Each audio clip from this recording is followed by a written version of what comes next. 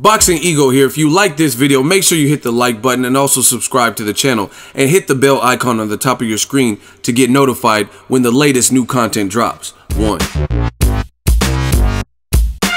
What up, fight world? It's your boy Ego and I'm back with some more boxing. Make sure you smash the like button, also subscribe to the channel.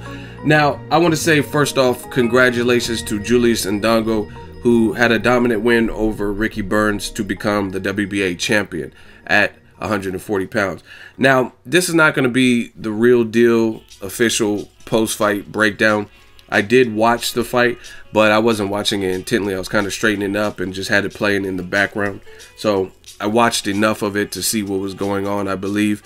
And just from what I've heard besides that, I think I have a good indication of what I've seen in some of those little lulls where I may have been cleaning or whatnot.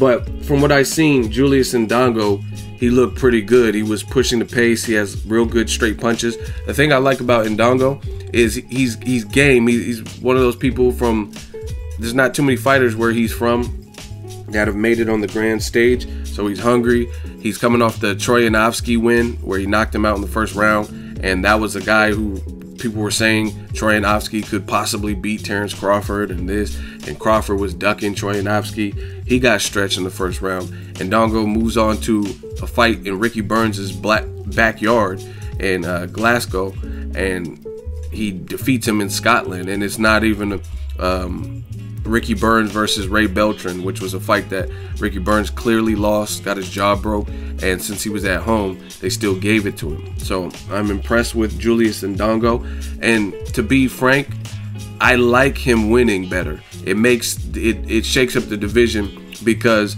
there's a talented fighter that I'm high up on, and his name is Terence Crawford. He's also a champion. So it made the picture for me of unifying that much greater because few things. For me, I never really rated Ricky Burns. I never thought he was all that. I think he's tough and I think he's solid, but I never really, he was a champion, so if he would have beat Indongo, then yeah, I'd be okay with a Terence Crawford fight. But overall, if you heard all my videos, the past videos, I tell you who I think is next. I'm like, man, I see something in Errol Spence Jr. or Terence Crawford before he blew up.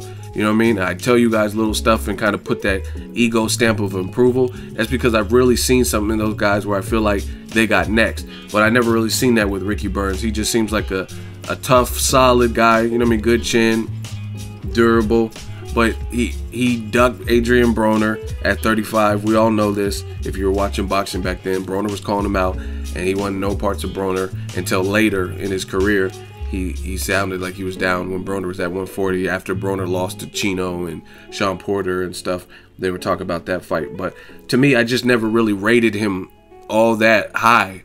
Like, I understand, I mean, commends for getting a championship, but the fact of the matter to me, and I'm pressed for time, so I got to be super cut and dry with it. I can't sugarcoat it.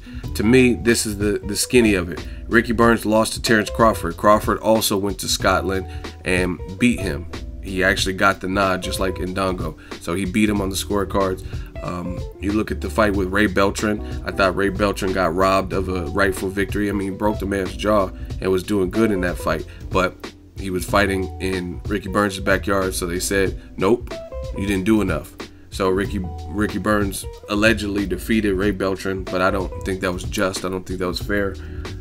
He went kind of life or death with Omar Figueroa, who's kind of been MIA and has been looking, I would say, a bit sloppier recently. Ricky Burns, his last fight with Kirill Relic, I thought he lost that. It just didn't look good to me. You know what I'm saying? So to me, this shapes up the division, and it excites me more than if he would have won because Terence Crawford already beat him. So if Terence Crawford gets past Felix Diaz, which he's probably the favorite, but that's not an easy fight. Felix Diaz is an Olympic gold medalist from the DR, and if he gets past him, then I like the fight with Crawford and Indongo a lot more because Indongo did impress me.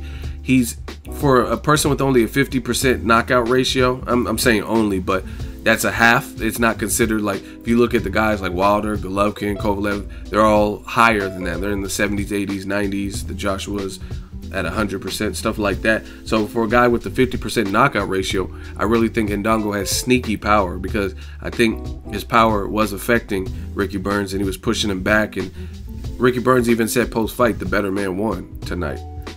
And he did it in his backyard. So to me, I never really rated Ricky Burns. Another person who just got stretched, I was at that fight live, Mikey Garcia destroyed Dejan Zlaticanin, and to me the fight was not even competitive. Mikey Garcia was circling, he was keeping him at bay with a beautiful jab, and then he set it all up, hurt Dejan Zlaticanin, and then knocked him out brutally. And him and David Lemieux, to me, have the best knockouts of the year from high-profile fights. Meanwhile, Dejan Zlaticanin, I believe, also went to Scotland for Ricky Burns, and he beat him on the scorecard. So to me, I never really rated Ricky Burns. So had he beat Indongo, props to him, but it would have just put him in there with Crawford again for a unification, and I would have picked Crawford to easily beat him. Versus Indongo, that's a different puzzle. Indongo, again, I think he has sneaky power. He's listed at 5'10 and a half. He has the right temperament, you know what I mean, coming from a small place, and he seems like he's already made it this far and beat two people that he might not have been favored to beat in his last two fights, the Troyanovsky and now Ricky Burns in his backyard. He's a southpaw, like I said, sneaky power, good straight punches, seems pretty durable, and like I said, he has a 5'10 and a half foot frame, and he's a southpaw. So to me, I would like that fight much more than Crawford Burns too. So I'm happy that it played out this way. Obviously, I'm all for the better man winning, and Ricky Burns admits that Indongo is the better man. So I was impressed with this performance, and I'm definitely looking forward to the future, because if Crawford wants to become undisputed, now he has to go through a brand new puzzle piece as opposed to someone he's already beat. Because actually, if you remember it, Crawford hadn't really fought too many people when he fought Ricky Burns. He fought like Bradis Prescott on 2 weeks notice, stuff like that, and he was on like maybe some small co-main events or something, but he hadn't really fought no one like that, like the Gamboas or the Postals or whatever, the Hank Lundy. So to me, Crawford is actually gotten even better as he's getting more confidence and continuing to show up and show out in his performances. So I think if they would have rematched Burns, I mean, he would have won by a landslide and probably easier than his first fight.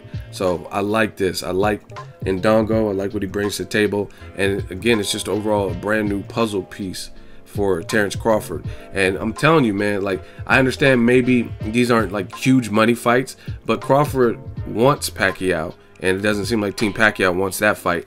But if he goes and beats Felix Diaz and then beats Indongo, who's on like a 2-win tear, I think he has more wins than that, but 2 significant wins is what I'm talking about. Beating Troyanovsky, who was ranked highly and was about to be a mandatory for Crawford, or was the mandatory, knocking him out brutally, and then beating Burns in his backyard, who was the champion, now becoming a champion. If Crawford goes in there and beats Felix Diaz and then beats Indongo, then the dude is clearly, there's no one can deny that he's special. I don't think you can deny it now, but that, to me, those are 2 tough fights with guys that have challenges, probably more so than Thierry Jean and Hank Lundy and stuff like that.